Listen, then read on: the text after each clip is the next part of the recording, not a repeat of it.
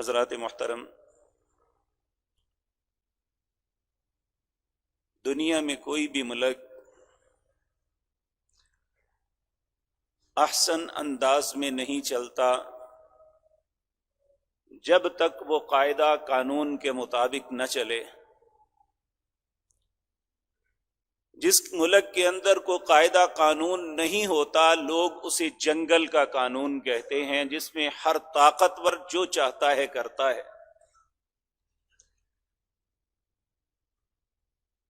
اسی طرح یاد رکھیں، اس کائنات کو چلانے والا مالک و خالق جو اللہ ہے، اس وقت اس کی زمین، اس کی مملکت کے اندر سکون اور امن رہتا ہے جب اس کے رہنے والے عدل و انصاف کے ساتھ زندگی بسر کرتے ہیں۔ جب لوگ عدل و انصاف کا رستہ چھوڑ دیں اور ظلم و تعدی کا رستہ اختیار کر لیں تو پھر اللہ انسانوں کے اوپر ان کی زندگی کو تنگ کر دیتا ہے۔ یاد رکھیں، نہ ظالم اپنی زندگی آسانی سے گزارتا ہے، نہ مظلوم گزارتا ہے۔ اور تیسرا وہ طبقہ جو نہ ظلم کرنے والا ہے، نہ ظلم سہنے والا، لیکن نہ وہ ظالم کو منع کرتا ہے، نہ مظلوم کی مدد کرتا ہے۔ پھر تینوں کے تینوں طبقات جو ہیں یہ انتہائی ذلت اور تنگی کی زندگی میں مبتلا ہو جاتے ہیں۔ معاشرہ چاہے کفر کا کیوں نہیں۔ وہ چرچل کا معروف قول جب جنگ عظیم کے اندر اس کی فوجیں شکست پہ شکست کھا رہی تھی تو لوگوں نے کہا کہ ہمارا معاملہ اب ختم ہے۔ اس نے اپنے لوگوں سے پوچھا، کیا ہمارے ملک میں عدل ہوتا ہے؟ انہوں نے کہا، ہاں ہماری عدالتیں عدل کرتی ہیں۔ تو کہا، پھر ہمیں شکست نہیں ہو سکتی۔ جس مملکت کے اندر عدل قائم ہوگا اس کو اللہ رب العزت کی خاص تائید اور نصرت حاصل ہوتی ہے، اور جہاں ظلم کا بازار گرم ہو جائے وہاں اللہ کی مدد اٹھ جاتی ہے، ختم ہو جاتی ہے۔ عمومی طور پہ مظلوم پوچھتا ہے، کیا جس اللہ سے دعائیں مانگی جاتی ہیں، جو اللہ دعاؤں پہ فیصلہ کرتا ہے، آج کیوں نہیں ہمارے حق میں فیصلہ ہو رہا؟ کیوں نہیں مظلوم کی مدد ہو رہی؟ تو جو آیات میں نے آپ کے سامنے تلاوت کی ہیں اس میں اللہ یہ بات سمجھاتے ہیں، وَلَا تَحْسَبَنَّ اللَّهَ غَافِلًا عَمَّا يَعْمَلُ الظَّالِمُونَ۔ تم میں سے کوئی بھی شخص یہ گمان نہ کرے کہ جو بھی ظالم ظلم کر رہا ہے اللہ اس کے ظلم سے غافل بیٹھا ہوا ہے۔ انما یؤخرہم، اللہ اسے مہلت دے رہا ہے کہ تو اپنے آپ کو طاقتور سمجھتا ہے، تو اپنے آپ کو منصب دار سمجھتا ہے، تیرے قلم کے اندر بڑی طاقت ہے جو مرضی لکھ دے، تیرے پیسے کے اندر بڑی طاقت ہے جس کے لیے جو مرضی کر دے، تیرا خاندان بڑا ہے جس کو مرضی تو بلڈوز کر دے، کر کے دیکھ لے۔ انما یؤخرہم، اللہ کہتا ہے میں مہلت دیتا ہوں، کب تک؟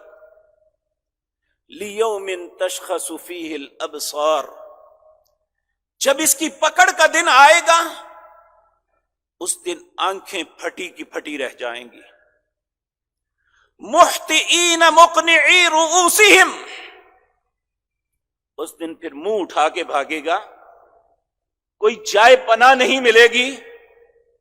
اب دنیا بھر میں تاریخ انسانی میں جتنے ظالم اور جابر حکمران تھے جنہوں نے کبھی اپنے لوگوں پہ ترس نہیں کھایا، کبھی ان کے انجام پہ غور تو کرو۔ اللہ رب العزت نے ہمیں بے شمار مثالیں ہمارے سامنے رکھی ہے. مال کے اعتبار سے جو ظالم تھا قارون، کیا اس کا انجام ہمارے سامنے نہیں ہے کہ اس کے مال اور اس کے باڈی گارڈز کا مقابلہ کوئی نہیں کر سکتا تھا، لیکن جب اس کی مہلت ختم ہو گئی اللہ زمین کے اندر گاڑ دیا. وہ فرعون جو 70 سال تک بنی اسرائیل کے بچوں کو مارتا رہا، یذبحون ابناءکم ویستحیون نساءکم، ان کے بیٹوں کو ذبح کرتا اور ان کی بیٹیوں کو زندہ کرتا اپنے کاموں کے لیے، اپنی بدماشی کے لیے، اپنی غلامی کے لیے. بالآخر کیا ہوا؟ ایک وقت جب اس کی پکڑ کا آ گیا، اللہ رب العزت نے پانی میں ڈبویا. اور ظالم کی یہ بات یاد رکھیں، ظالم آدمی بہت بزدل ہوتا ہے.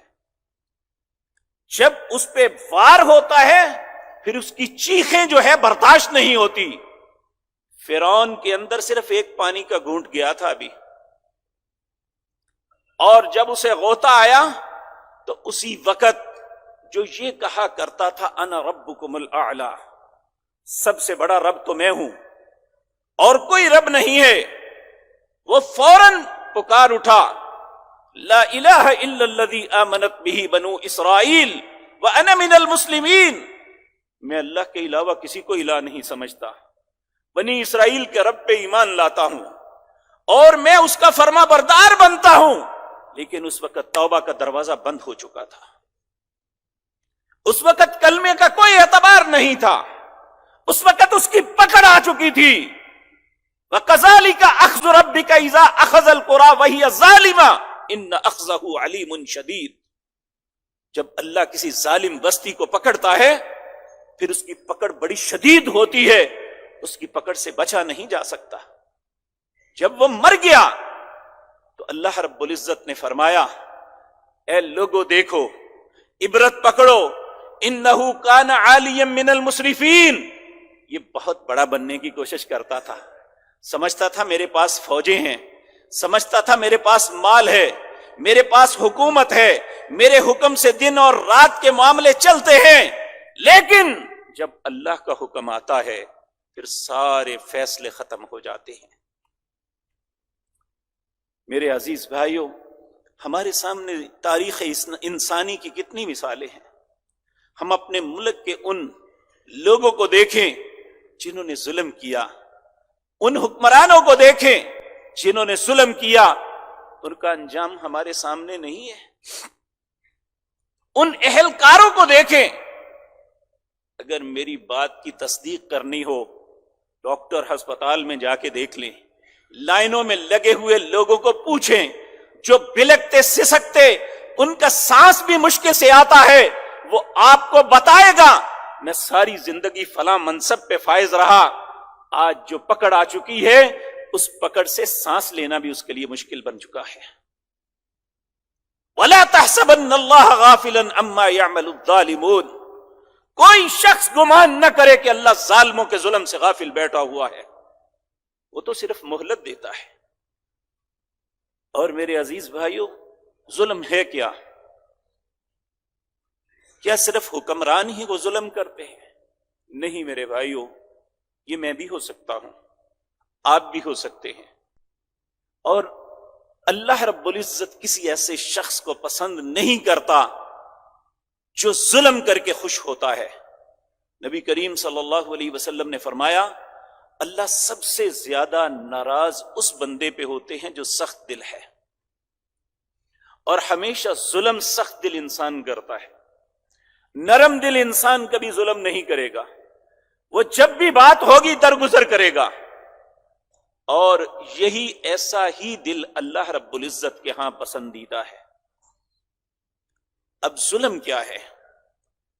ائمہ مفسرین نے ظلم کی جو تعریف کی ہے وہ آسان، ویسے تو بہت لمبی تعریفیں، بہت سی باتیں اس کے متعلق کی، لیکن جو بات سمجھ آتی ہے وہ یہ کہ ظلم اس چیز کو کہتے ہیں کہ جو اس چیز کا محل ہے وہاں رکھنے کے بجائے دوسری جگہ پہ رکھی جائے.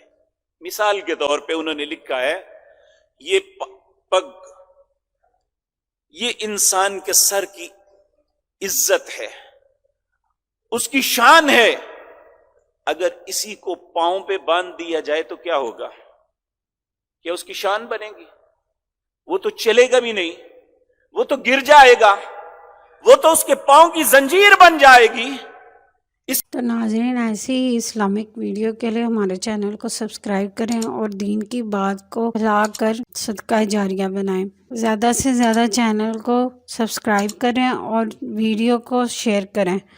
مزید اسلامک ویڈیو ہم ایسے ہی آپ کی خدمت میں لاتے رہیں گے۔ اگر آپ کو کسی اسلامک مسئلے کے بارے میں پوچھنا ہو تو ہمیں کمنٹ میں ضرور بتائیے گا۔ اس کا مقام یہ تھا جب اسے یہاں سے یہاں پاؤں پہ لے آئے تو یہ ظلم ہوگا، اس کا نام ظلم ہے۔